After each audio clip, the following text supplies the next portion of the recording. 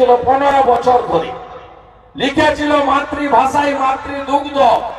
15 বছর পরে ইংরেজি ফিরিয়ে এনে বলেছিল ভুল করেছে।